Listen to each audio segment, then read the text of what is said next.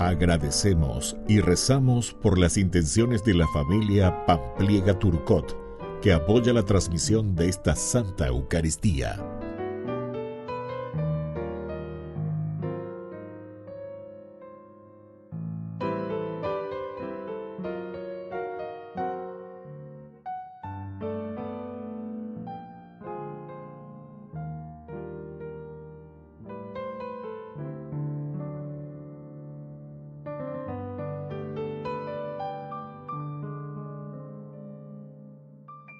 Queridos hermanos, bienvenidos a nuestra celebración. San Pablo toma las figuras de mujer esclava y de la mujer libre para hablarnos de nuestra situación. Cristo nos ha liberado de la ley, del pecado y de la muerte. Nuestra condición es la de hijos e hijas de Dios. Iniciamos nuestra celebración cantando. Aquí estamos, Señor, en tu casa otra vez. Qué alegría volverte a encontrar. Vamos a compartir y a expresar nuestra fe como hermanos en torno a tu altar. En el nombre de Dios vamos a celebrar el misterio de la salvación. El Señor nos dará su palabra y su pan. Es la fiesta del pueblo de Dios. Es la fiesta del pueblo de Dios. En el nombre del Padre, y del Hijo, y del Espíritu Santo. Amén. Que la gracia de nuestro Señor Jesucristo, el amor del Padre y la comunión del Espíritu Santo estén con todos ustedes. Y con tu espíritu. Queridos hermanos, iniciamos hoy nuestra Eucaristía. Agradecemos al Señor siempre el don de la vida y sobre todo lo que nos ofrece Él, esta posibilidad hermosa de hacer un camino de santidad. Nos preparamos para esta Eucaristía reconociéndonos pecadores y le pedimos humildemente perdón al Señor. Señor, ten piedad de nosotros. Señor, ten piedad de nosotros. Cristo, ten piedad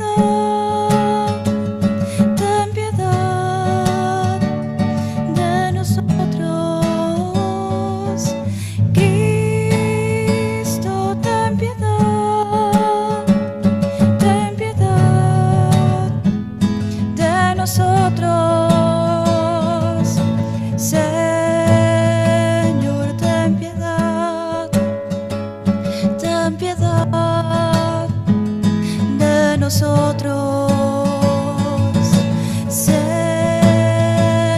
ten piedad de nosotros.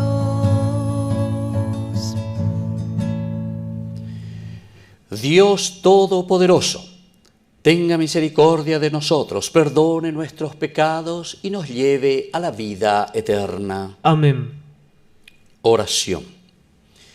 Dios Todopoderoso, que tu gracia siempre nos preceda y acompañe y nos ayude en la práctica constante de las buenas obras. Por nuestro Señor Jesucristo, tu Hijo, que vive y reina contigo en la unidad del Espíritu Santo y es Dios, por los siglos de los siglos. Amén. Amén.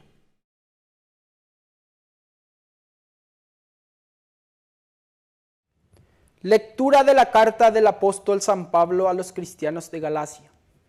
Hermanos, está escrito que Abraham tuvo 2 hijos, uno de su esclava y otro de su mujer, que era libre.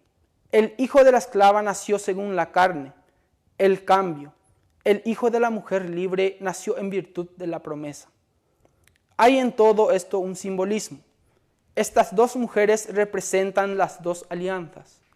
La primera alianza, la del monte Sinaí, que engendró un pueblo para la esclavitud, está representada por Agar. Pero hay otra Jerusalén, la celestial, que es libre, y ella es nuestra madre. Porque dice la Escritura: alégrate, tú que eres estéril y no das a luz, prorrumpe en gritos de alegría, tú que no conoces los dolores del parto, porque serán más numerosos los hijos de la mujer abandonada que los hijos de la que tienen marido. Por lo tanto, hermanos, no somos hijos de una esclava, sino de la mujer libre. Esta es la libertad que nos has dado Cristo. Manténganse firmes para no caer de nuevo bajo el yugo de la esclavitud. Palabra de Dios. Te alabamos, Señor.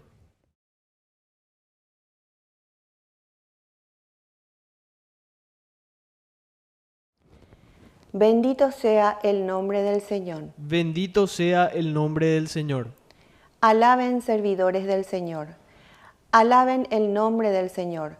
Bendito sea el nombre del Señor desde ahora y para siempre. Bendito sea el nombre del Señor. Desde la salida del sol hasta su ocaso, sea alabado el nombre del Señor.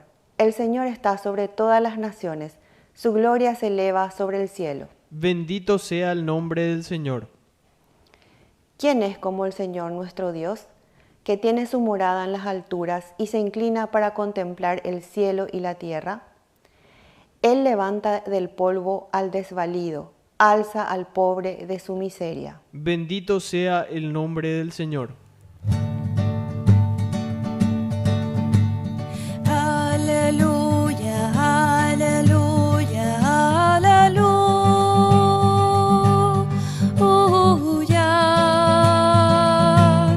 Aleluya. Aleluya, aleluya, aleluya.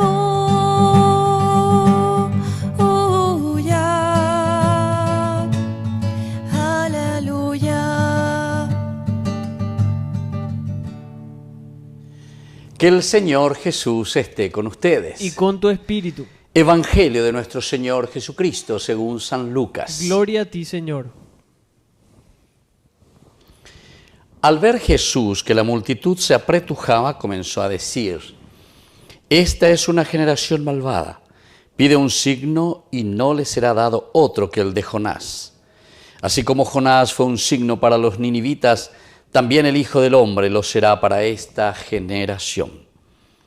El día del juicio, la reina del sur se levantará contra los hombres de esta generación y los condenará, porque ella vino de los confines de la tierra para escuchar la sabiduría de Salomón. Y aquí hay alguien que es más que Salomón. El día del juicio, los hombres de Nínive se levantarán contra esta generación y la condenarán, porque ellos se convirtieron por la predicación de Jonás. Y aquí hay alguien que es más que Jonás. Palabra del Señor. Gloria a ti, Señor Jesús. Queridos hermanos, aquí nos encontramos ante este Evangelio de San Lucas que nos exige el adherirnos totalmente a Jesús.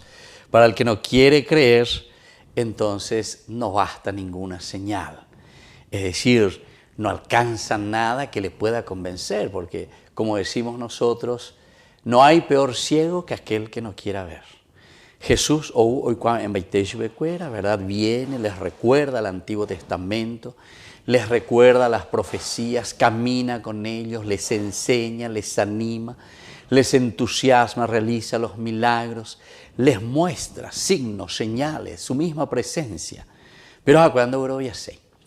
Y entonces por eso, justamente Jesús al ver a la multitud comenzó a decir: esta es una generación malvada. Babio pe. Oñeme en bango beme. Habe lo mismo da pe uroviai. Penda na pelle poyai lleva por esta gracia que el Señor les está ofreciendo. Queridos hermanos, Ahora vamos a aplicar, ya mía lleva ñandere coebe, porque coañan de tuña mañana ya es namba, se coja acuerda lo upecho y coa lleva.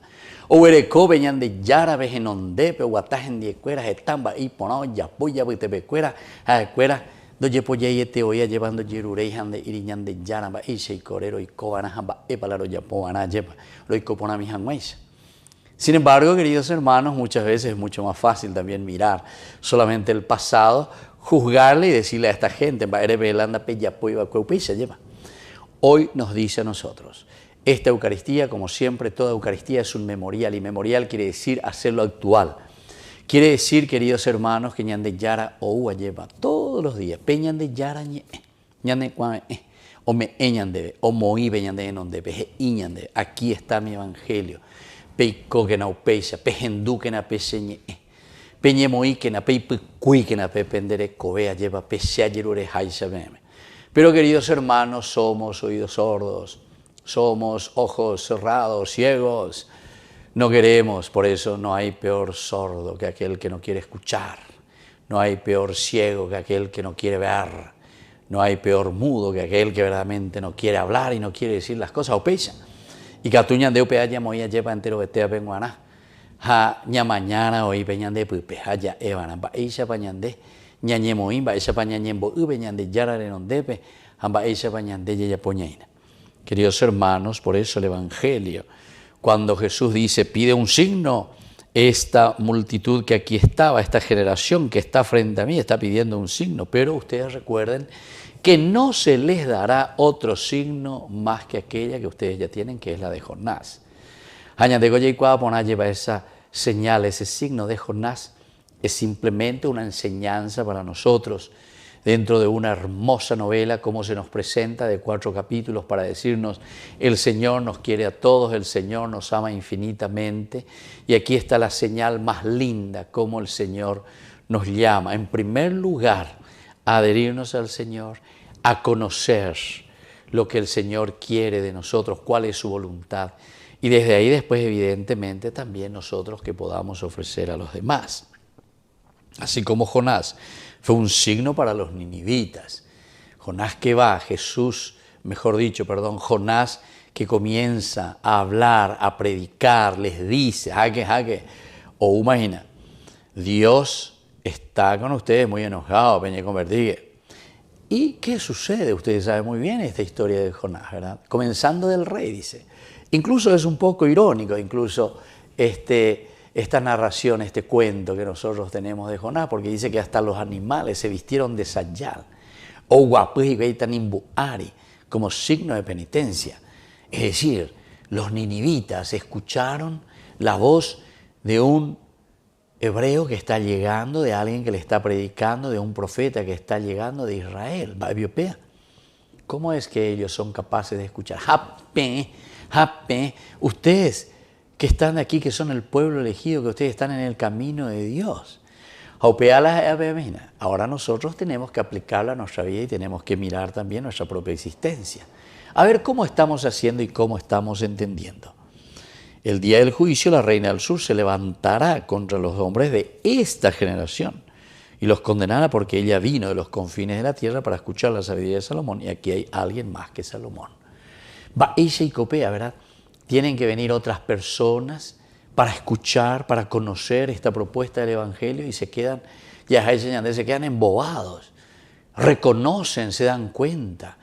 Y en los Evangelios normalmente, y también en el Antiguo Testamento, encontramos muchas de estas situaciones, que Dios llega a su pueblo, que Dios propone a su pueblo la conversión, que Dios regala a su pueblo lo mejor de sí mismo para que pueda vivir bien y sea feliz.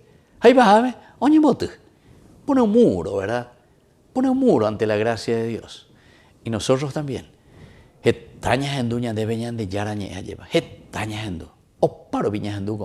tantas lindas posibilidades para hacer llegar siempre el Evangelio. Y todos estamos, aunque sea misimiñas hindú,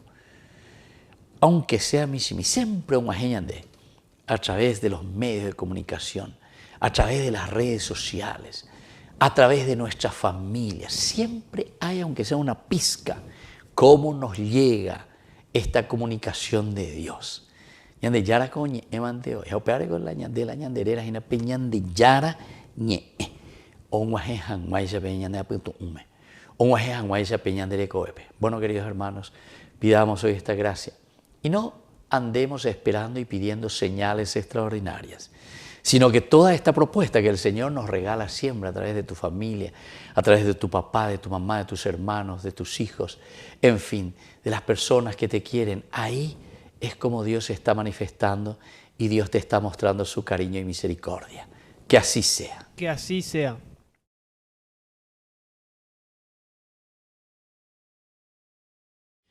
Queridos hermanos, presentemos ante el Señor todas nuestras intenciones. A cada intención respondemos, Señor, que seamos misericordiosos. Señor, que seamos misericordiosos. Por los consagrados y laicos comprometidos, para que descubran los signos del amor misericordioso de Dios en medio de las realidades actuales de los hombres. Oremos al Señor. Señor, que seamos misericordiosos. Por nuestras familias, para que los signos de amor más importantes sean el respeto, la comprensión y la cooperación. Oremos al Señor. Señor, que seamos misericordiosos. Por todos nosotros, para que anunciemos el Evangelio con nuestras palabras y obras. Oremos al Señor. Señor, que seamos misericordiosos. Por nuestros difuntos, para que reciban la salvación por la misericordia del Dios Padre. Oremos al Señor. Señor, que seamos misericordiosos. Padre de bondad, escucha todas estas intenciones que acabamos de presentarte por el mismo Jesucristo nuestro Señor. Amén. Señor, ante ti, hoy vengo a dejar mis proyectos, mi vida, mis sueños, mi libertad. Señor, desde hoy, mi felicidad será amarte, servirte, buscando hacer tu voluntad. Recibe, Señor, en tus manos la ofrenda que hoy vengo a traer ante ti. Reviste con tu fortaleza mi débil pobreza que hoy te dice sí. Y nunca permitas que crea que serte fiel solo depende de mí, pues llevo en vasijas de barro el tesoro que sin merecer recibí. Señor, aquí estoy, tú sabes cómo soy, con tu gracia transforma mi alma, limpia mi corazón. Señor, haz que en mí siempre crezca esa sed de querer en tus aguas profundas, pueda un día beber. Recibe, Señor, en tus manos la ofrenda que hoy vengo a traer ante ti. Reviste con tu fortaleza mi débil pobreza que hoy te dice sí. Y nunca permitas que crea que serte fiel solo depende de mí, pues llevo en vasijas de barro el tesoro que sin merecer recibí. Hoy me abandono a ti. Bendito seas, Señor, Dios del universo, por este pan, fruto de la tierra y del trabajo del hombre que recibimos de tu generosidad y ahora te presentamos. Él será para nosotros pan de vida. Bendito seas por siempre, Señor. Bendito seas, Señor, Dios del universo, por este vino, fruto de la vida y del trabajo del hombre que recibimos de tu generosidad y ahora te presentamos. Él será para nosotros bebida de salvación. Bendito seas por siempre, Señor.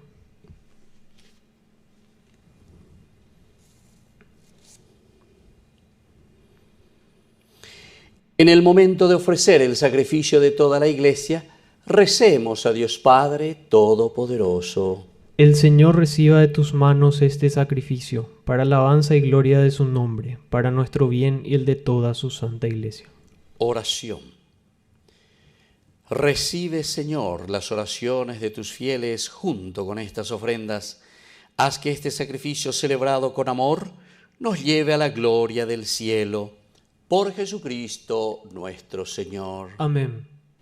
Que el Señor Jesús esté con ustedes. Y con tu espíritu. Levantemos el corazón. Lo tenemos levantado hacia el Señor. Demos gracias al Señor nuestro Dios. Es justo y necesario. En verdad es justo y necesario.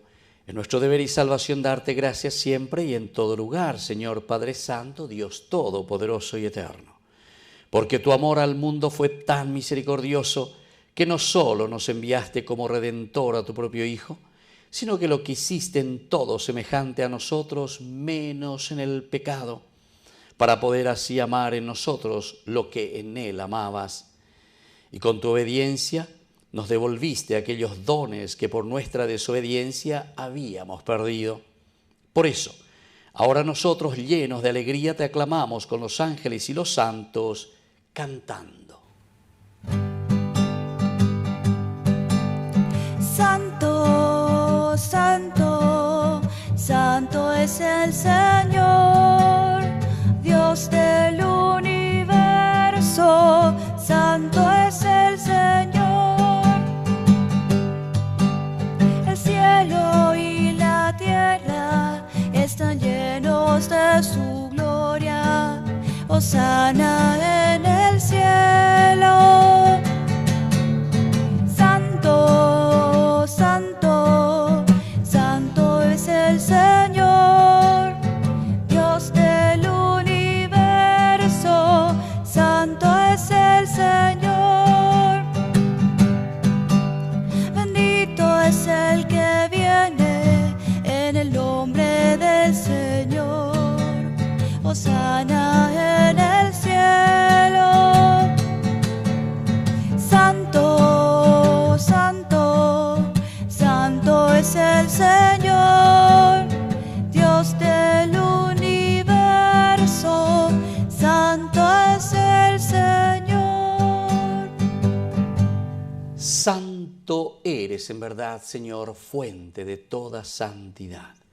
Por eso te pedimos que santifiques estos dones con la fusión de tu Espíritu, de manera que sean para nosotros el cuerpo y la sangre de Jesucristo nuestro Señor. Él mismo, cuando iba a ser entregado a su pasión voluntariamente aceptada, tomó pan.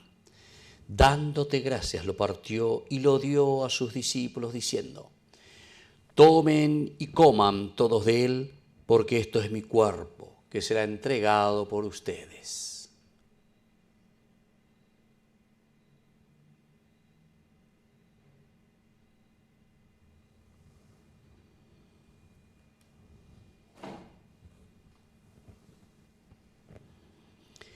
Del mismo modo, acabada la cena, tomó el cáliz. Dándote gracias de nuevo, lo pasó a sus discípulos, diciendo: tomen y beban todos de él, porque este es el cáliz de mi sangre, sangre de la alianza nueva y eterna que será derramada por ustedes y por muchos para el perdón de los pecados. Hagan esto en conmemoración mía.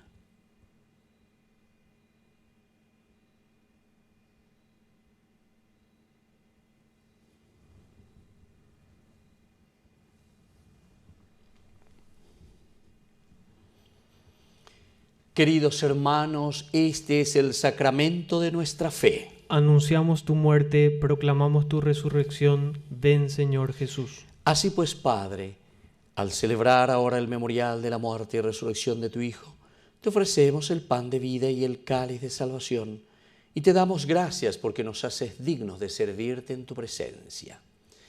Te pedimos humildemente que el Espíritu Santo congregue la unidad a cuantos participamos del cuerpo y sangre de Cristo. Acuérdate, Señor, de tu iglesia extendida por toda la tierra, con el Papa, con nuestro obispo, con todos los obispos que cuidan de tu pueblo, llévala a su perfección por la caridad. Acuérdate también de nuestros hermanos que se durmieron en la esperanza de la resurrección. De todos los que han muerto en tu misericordia, admítelos a contemplar la luz de tu presencia. Y ten misericordia de todos nosotros. Con María la Virgen, Madre de Dios, los apóstoles y cuantos vivieron en tu amistad a través de los tiempos, merezcamos por tu Hijo Jesucristo compartir la vida eterna y cantar tus alabanzas. Por Cristo, con Él y en Él, a ti Dios Padre Omnipotente en la unidad del Espíritu Santo, todo honor y toda gloria por los siglos de los siglos. Amén. Y ahora, queridos hermanos, con mucha confianza decimos la oración que Jesús nos ha enseñado. Padre nuestro, que estás en el cielo, santificado sea tu nombre. Venga a nosotros tu reino. Hágase tu voluntad en la tierra como en el cielo. Danos hoy nuestro pan de cada día. Perdona nuestras ofensas, como también nosotros perdonamos a los que nos ofenden. Y no nos dejes caer en la tentación y líbranos del mal. Líbranos, Señor, de todos los males y concédenos la paz en nuestros días, para que, ayudados siempre por tu gran amor y misericordia, vivamos libres, protegidos contra toda perturbación, mientras esperamos la gloriosa venida de nuestro Salvador Jesucristo. Tuyo es el reino, tuyo es el poder y la gloria por siempre, Señor. Señor Jesucristo, que dijiste a tus apóstoles y hoy nos dices a nosotros: mi paz les dejo, mi paz les doy. No tengas en cuenta nuestros pecados, sino la fe de tu Iglesia. Y conforme a tu Evangelio, concédele la paz y la unidad. Tú que vives y reinas por los siglos de los siglos. Amén. Que la paz del Señor esté siempre con ustedes. Y con tu espíritu. Cordero de Dios, que quitas el pecado del mundo, ten piedad de nosotros, ten piedad. Cordero de Dios, que quitas el pecado del mundo, ten piedad de nosotros, ten piedad.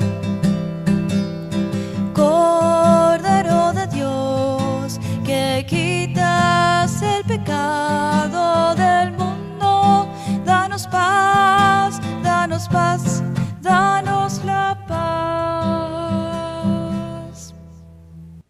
Queridos hermanos, este es el Cordero de Dios que quita el pecado del mundo. Dichosos somos nosotros los invitados a la cena del Señor. Señor, no soy digno de que entres en mi casa, pero una palabra tuya bastará para sanarme. El cuerpo y la sangre de Cristo nos guarden a todos para la vida eterna. Amén. Amén. Oración de comunión espiritual. Creo, Jesús mío, que estás real y verdaderamente presente en el Santísimo Sacramento del altar. Te amo sobre todas las cosas y deseo recibirte en mi alma.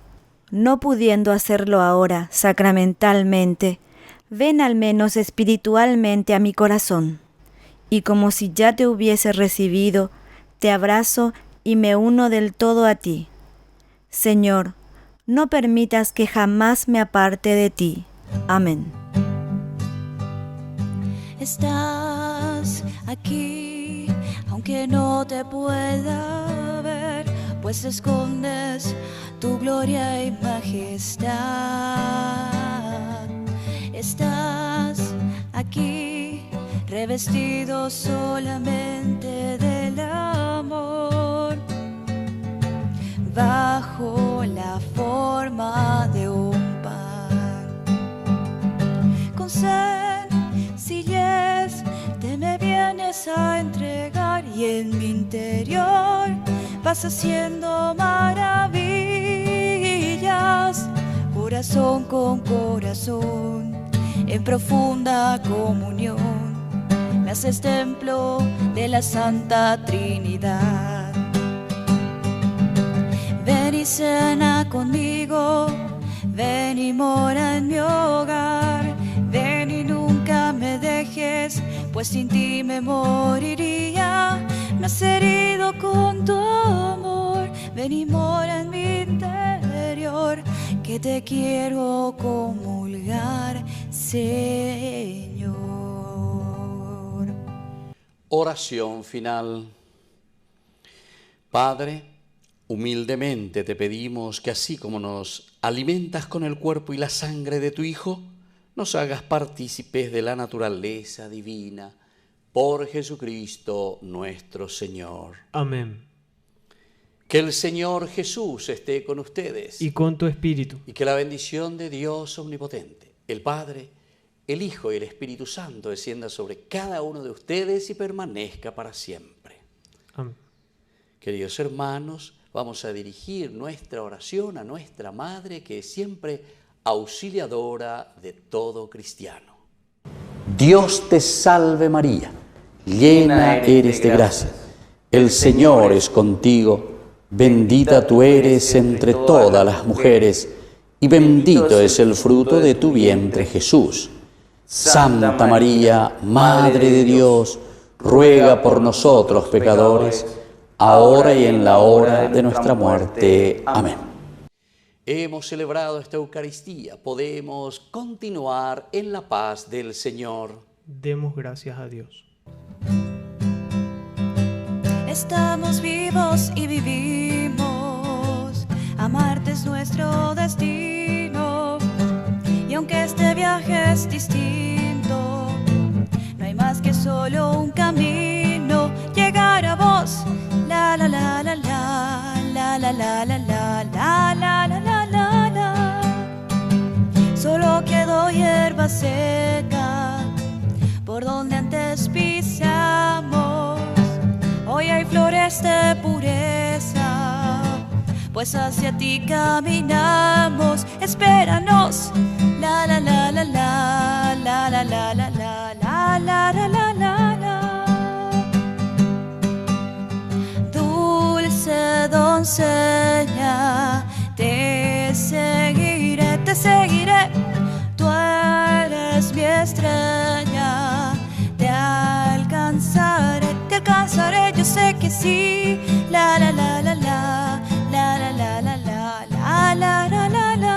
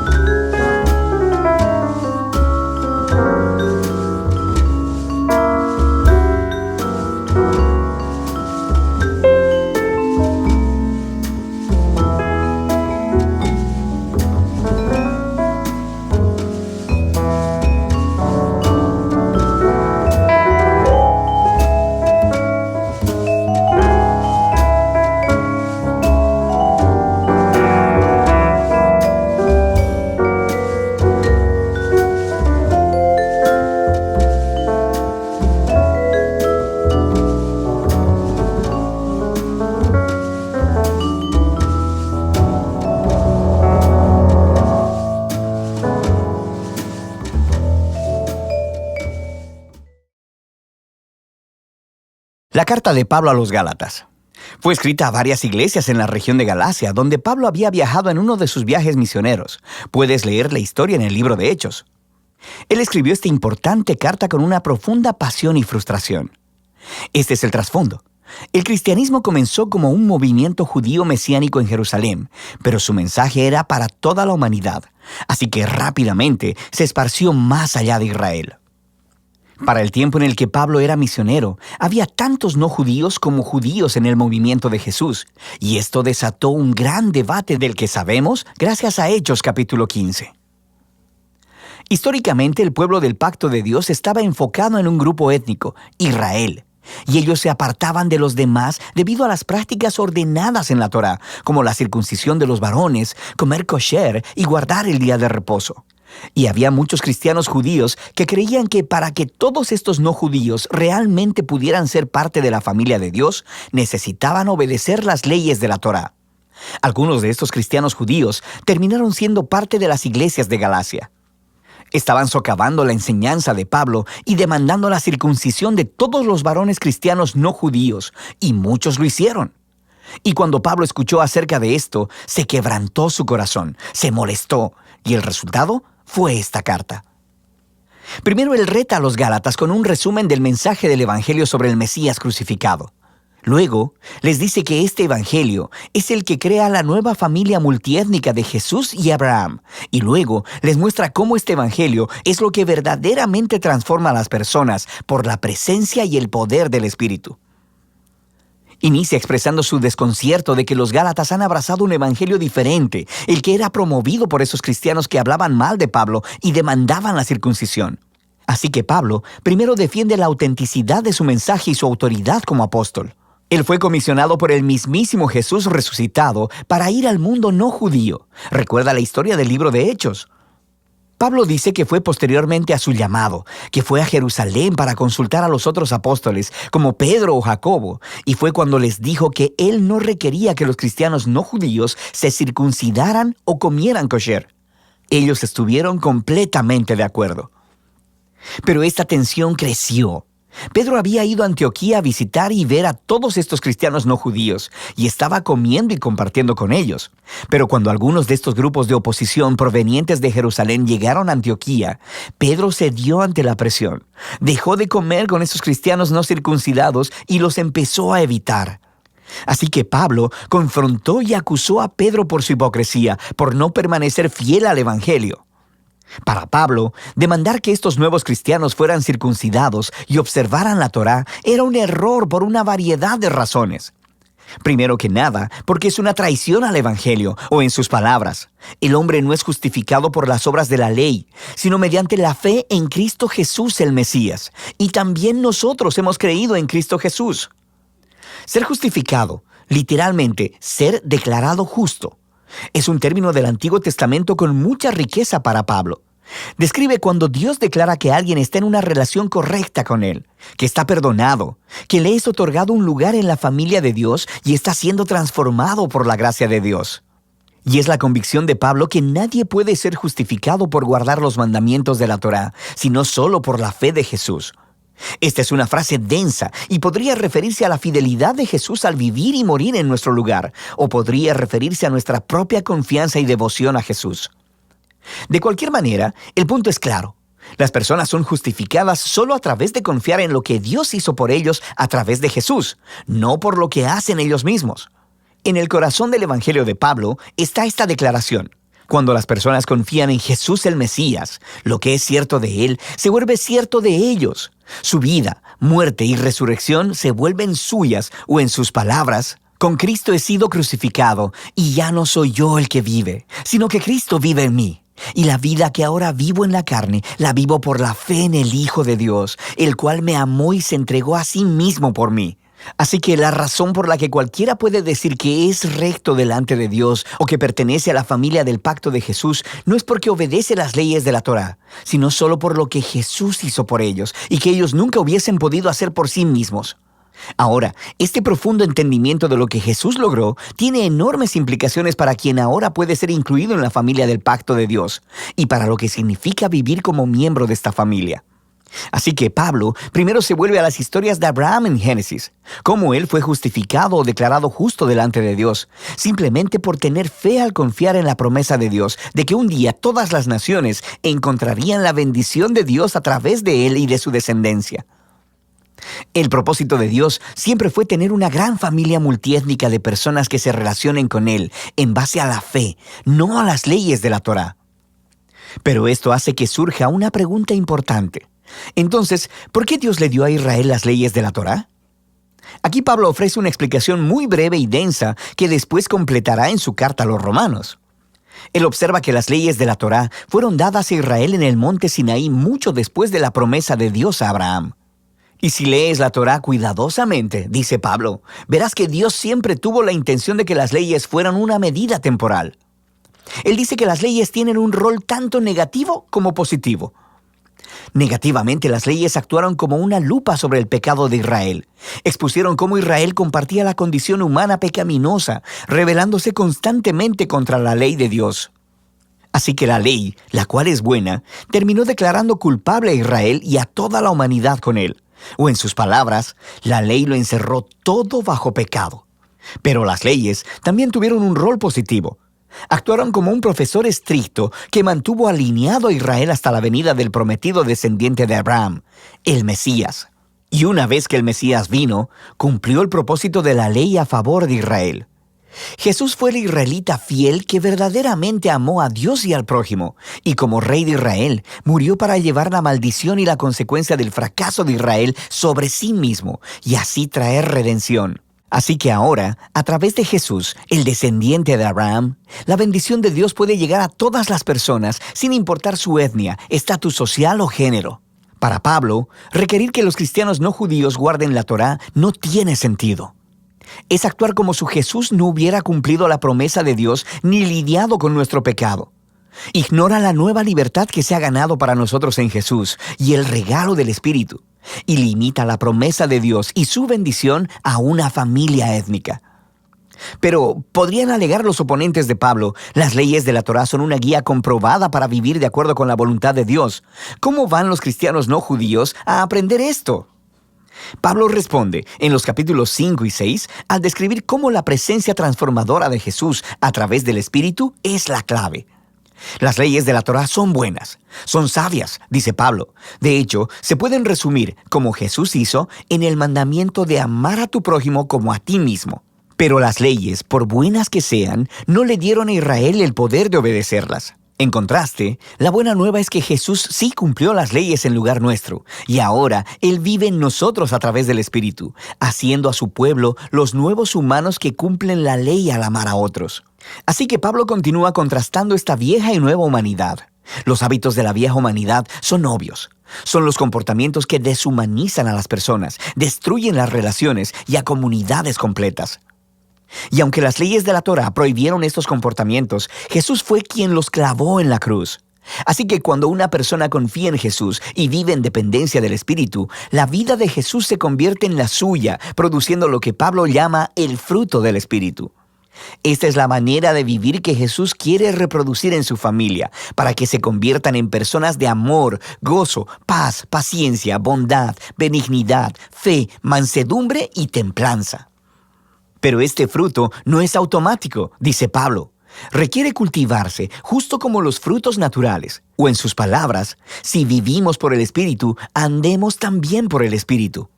Esto requiere intencionalidad. Tenemos que aprender cómo podar nuestros viejos hábitos y cultivar los nuevos.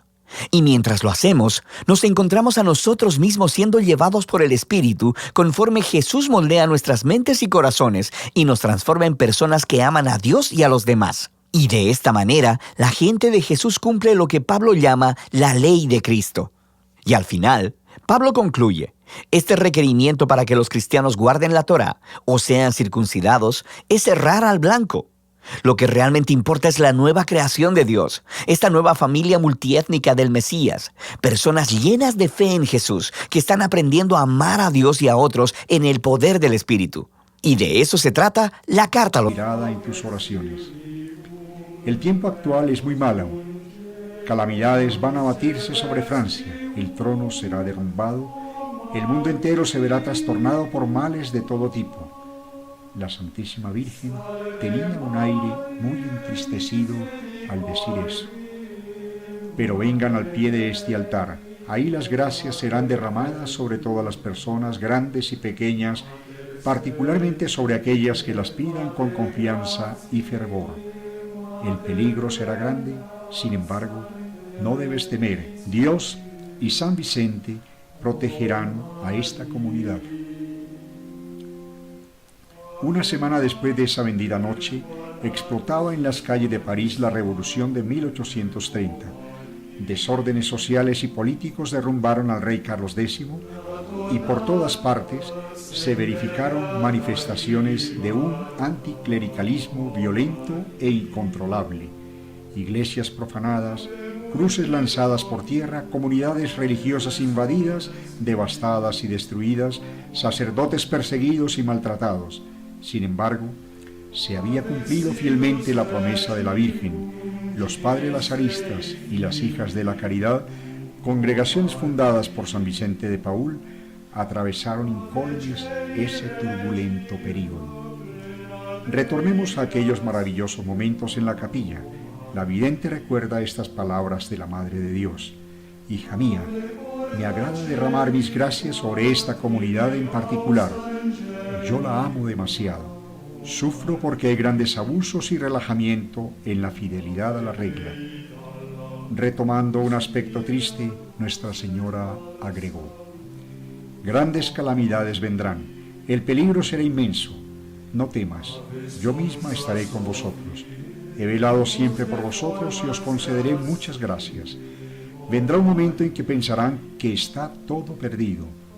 Ten confianza, yo no os abandonaré. Conoceréis mi visita y la protección de Dios y de San Vicente sobre las dos comunidades. No se dará lo mismo con otras congregaciones. Habrá víctimas. Al decir eso, la Santísima Virgen tenía lágrimas en los ojos. Habrá bastantes víctimas en el clero de París. El arzobispo morirá. Hija mía, la cruz será despreciada y derribada por tierra. La sangre correrá, se abrirá de nuevo el costado de nuestro Señor. Las calles estarán llenas de sangre. El arzobispo será despojado de sus vestimentas. Aquí la Santísima Virgen no podía hablar más. El sufrimiento estaba estampado en su rostro. Hija mía, el mundo todo estará en la tristeza. Escuchando estas palabras pensé en cuándo eso ocurriría y comprendí muy bien: 40 años. De hecho, 4 décadas después, al final de 1870, como consecuencia algo que se apaga y quedé repleta de alegría y consolación. Se encerraba así el ciclo de las apariciones de la Santísima Virgen a Santa Catalina. Esta, entre tanto, recibió un consolador mensaje: hija mía, de aquí en adelante no me verás más, sin embargo, oirás mi voz durante tus oraciones. Todo cuanto presenciara y le fuera transmitido, Santa Catalina relató a su director espiritual, el padre Aladel, que mucho dudó en darle crédito.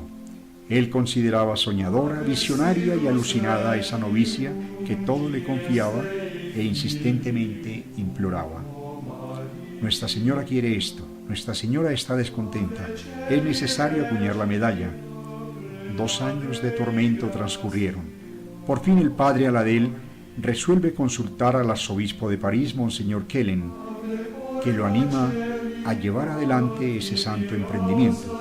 Solo entonces encomienda a la casa Bachet las primeras 20.000 medallas.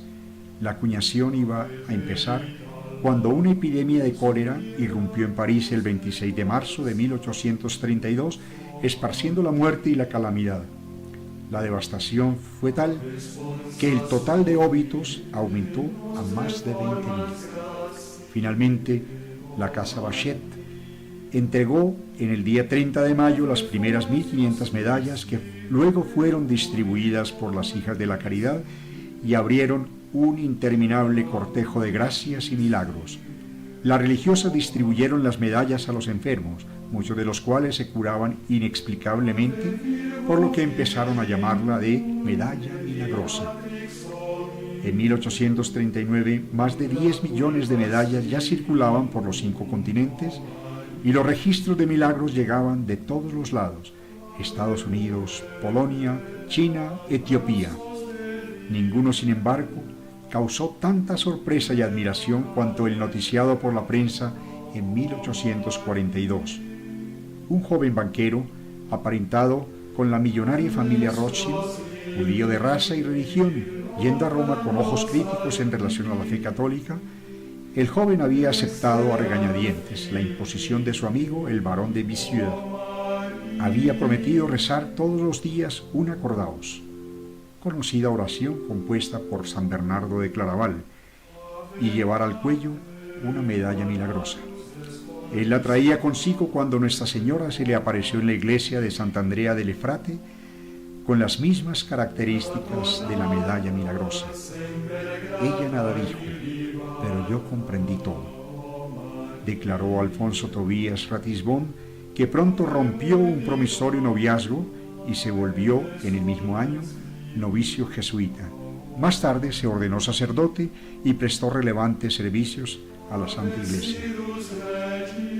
A propósito de la figura de Nuestra Señora con las manos y los brazos extendidos, tal como aparece en la medalla milagrosa, se levanta una delicada y controvertida cuestión. El padre Aladel suprimió el globo que la sierva de Dios afirmó haber visto en las manos de la Santísima Virgen para simplificar la medalla. Santa Catalina afirmó, al recibir las primeras medallas acuñadas, ahora es necesario propagarla. Acerca del globo que no figura en la medalla, poco antes de fallecer, al ser interrogada por su superiora, respondió categóricamente, no se debe tocar en la medalla milagrosa. Santa Catalina permaneció 46 años fiel a su anonimato. 6 meses antes de su fin, recibió del cielo la autorización de revelar a su superiora quién era la monja honrada por la Santísima Virgen por un acto de confianza sin igual.